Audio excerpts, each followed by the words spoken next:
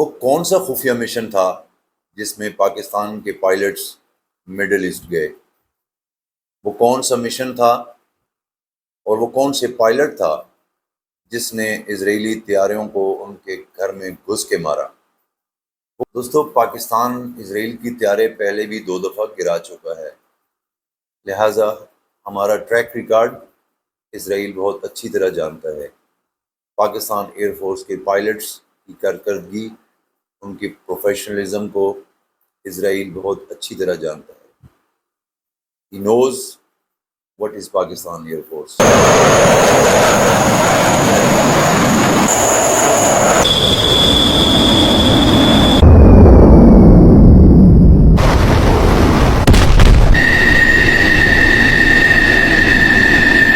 بسم اللہ الرحمن الرحیم۔ السلام علیکم، میں ہوں جمال خٹک۔ اپنے ڈیجیٹل پلیٹ فارم پر آپ کو خوش آمدید۔ فوجی تاریخ کے اوراق میں کچھ واقعات اپنی غیر متوقع موڑ اور حیران کن نتائج کی وجہ سے نمایاں ہوتے ہیں۔ ایسا ہی ایک واقعہ آج سے نصف صدی قبل 26 اپریل 1974 کو پیش آیا، جب پاکستانی پائلٹ فلائٹ لیفٹیننٹ ستار علوی نے شامی فضائیہ کے لیے مگ طیارہ اڑاتے ہوئے ایک اسرائیلی لڑاکا طیارے کو مار گرانے کا نایاب کارنامہ انجام دیا۔ اس واقعے کا پس منظر 1967 کی عرب اسرائیل جنگ کے بعد کے حالات سے جڑا ہے۔ اس جنگ میں اسرائیل کی تیز اور فیصلہ کن فتح نے خطہ کی جغرافیائی سیاست کو بدل کر رکھ دیا، جس سے عرب ریاستیں بدحواسی اور شرمندگی کی حالت میں آ گئیں۔ تاہم کشیدگی ختم نہیں ہوئی اور چند سال بعد 1973 کی یوم کپور جنگ کے دوران خطہ ایک بار پھر میدان جنگ بن گیا۔ اسرائیل کو مصر اور شام کی قیادت میں عرب ریاستوں کے اتحاد سے سخت لڑائی کا سامنا تھا، اور غیر متوقع طور پر پاکستان نے بھی اس تنازع میں اپنا کردار ادا کیا۔ جنگ چھڑنے پر پاکستان فضائیہ کے کئی پائلٹوں، جن میں ستار علوی بھی شامل تھے، نے رضاکارانہ طور پر جنگ میں شمولیت اختیار کی، حالانکہ پاکستان براہ راست اس جنگ کا فریق نہیں تھا۔ پاکستان کی قیادت، خصوصاً وزیر اعظم ذوالفقار علی بھٹو نے عرب ممالک سے قریبی تعلقات برقرار رکھنے کے پیش نظر پاکستانی پائلٹوں کو مشرق وسطیٰ بھیجنے کا فیصلہ کیا اور اس کی منظوری دی۔ ایک انٹرویو میں ستار علوی نے بتایا کہ پاکستان ایئر چیف اور شامی صدر حافظ الاسد کی بات چیت میں اس جنگی تعاون کی راہ کو ہموار کیا۔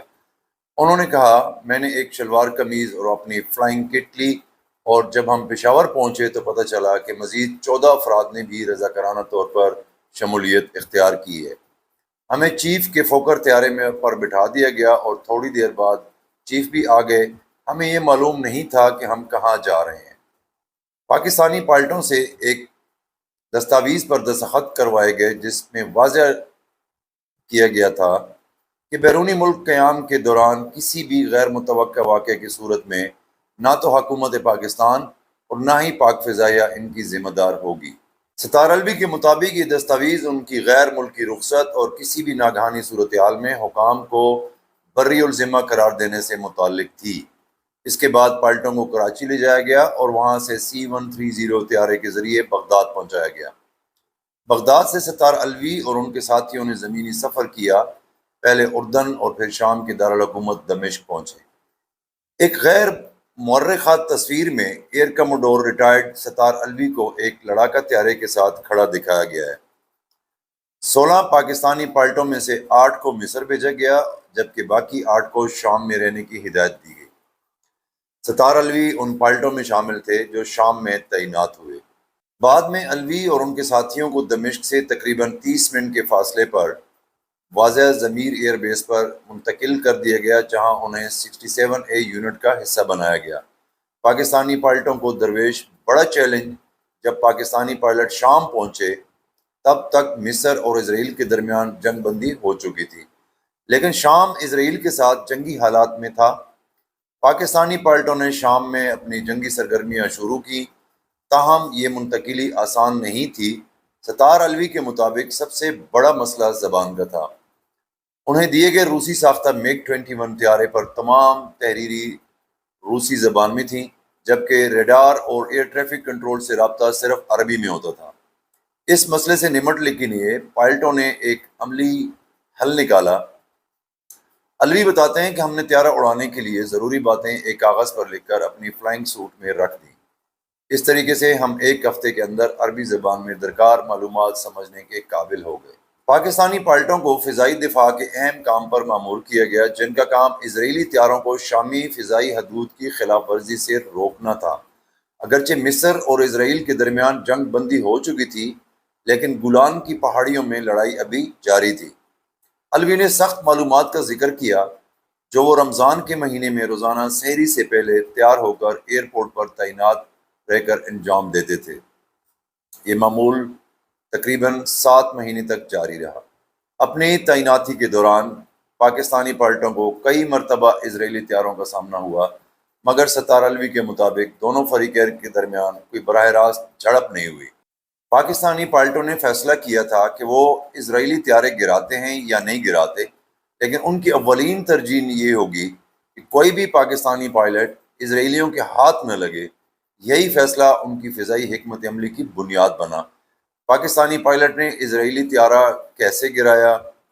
26 اپریل 1974 کو فلائٹ لیفٹیننٹ کے عہدے پر فائز ستار الوی نے شامی فضائیہ کے MiG 21 F-13 سیریل نمبر 1863 کو اڑاتے ہوئے شام کے ضمیر ایئر بیس سے 67A اسکواڈرن کے تحت پرواز کی۔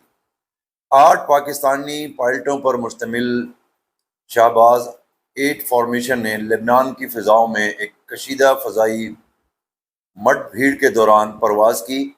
الوی یاد کرتے ہوئے بتاتے ہیں کہ فارمیشن کمانڈر نے مواصلات منقطع ہونے سے پہلے انہیں اسرائیلی طیاروں کی متوقع آمد کی سمت مڑنے کی ہدایت دے دی تھی۔ صورتحال کے دوران الوی کو ایک چمکتا ہوا جسم زمین کی جانب آتا دکھائی دیا، جسے انہوں نے ایک اسرائیلی میراج جنگی طیارہ شناخت کر لیا۔ وہ اپنی فارمیشن سے الگ ہو کر اس طیارے کی جانب بڑھے۔ اس مڈ بھیڑ میں، جسے اسکوائر کہا جاتا ہے، الوی کو نہایت نازک صورتحال کا سامنا کرنا پڑا۔ ایک طرف ایندھن کم ہو رہا تھا اور دوسری جانب ایک اسرائیلی طیارہ قریب سے قریب تر آ رہا تھا۔ جب اسرائیلی پائلٹ نے چالاکی سے بچنے کی کوشش کی تو الوی نے موقع پا کر اپنا روسی ساختہ میزائل فائر کیا۔ چند لمحوں کے لیے میزائل نے رد عمل نہیں دیا، جس سے الوی بہت پریشان ہوئے۔ بالآخر میزائل فائر ہوا اور اسرائیلی میراج کو نشانہ بنا کر یہ مختصر مڈ بھیڑ ختم ہو گئی۔ الوی ایئر بیس واپس لوٹے، جہاں ان کے طیارے کے فیول گیج نے 0 سے نیچے گرنے کی اطلاع دے دی۔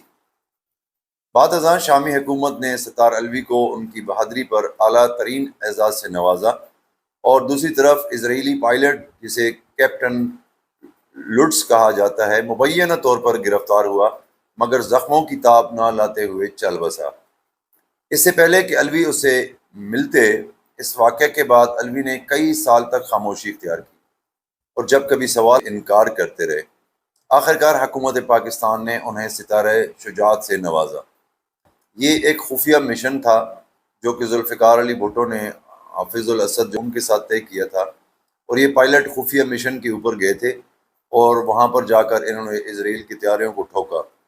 دوستو، یہاں میں آپ کو بتاتا چلوں کہ ریسنٹ 2025 میں مئی میں جو انڈیا نے پاکستان پر اٹیک کیا ہے، اس میں جو 80 ڈرونز پاکستان کے اوپر آئے تھے، وہ بھی اسرائیلی میڈ تھے اور اسرائیل کی ٹیکنالوجی تھی، جو پاکستان نے 80 کے 80 گرا دیے۔ پاکستان کا ٹریک ریکارڈ یہ ہے کہ یہ پہلی دفعہ پاکستان نے اسرائیلی ٹیکنالوجی کو نہیں گرایا، بلکہ اس سے پہلے بھی پاکستان 2 مرتبہ اسرائیلی طیاروں کو ان کے اپنے علاقے میں گرا چکا ہے۔ تو Israel is well known about the Pakistani pilots کہ وہ کتنے پروفیشنز ہیں، and they know very well کہ پاکستان ایئر فورس کی اسٹرینتھ کیا ہے، ان کی پروفیشنلزم کیا ہے، کیونکہ تاریخ سے یہ واقعہ ہے کہ پاکستان ایئر فورس کے پائلٹس نے تیسری مرتبہ اسرائیل کے طیاروں کو مار گرایا۔ تاریخ کو ضرور پڑھیے، اس ملک میں بہت بڑے ہیروز پڑے ہیں، اس قوم نے بڑے بڑے ہیروز پیدا کیے ہیں جو کہ گمنام ہو چکے ہیں۔ تاریخ پڑھیے اور ان کو خراج تحسین پیش کیجیے۔ اللہ تعالیٰ پاکستان کو ترقی دے، پاکستان کی وہ اپنے حفظ و امان میں رکھے۔ پاکستان زندہ باد، پاکستان ایئر فورس پائندہ باد۔